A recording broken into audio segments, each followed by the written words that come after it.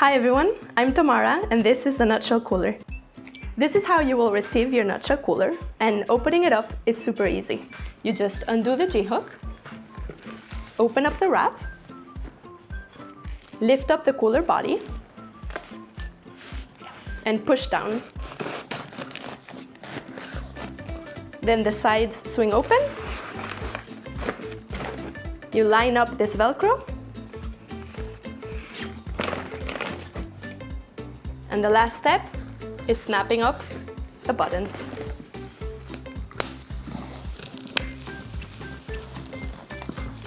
And you're ready to go. Fill it up. Oops. And you're ready to go. Just fill it up with your favorite drinks and snacks and take it out on your next adventure.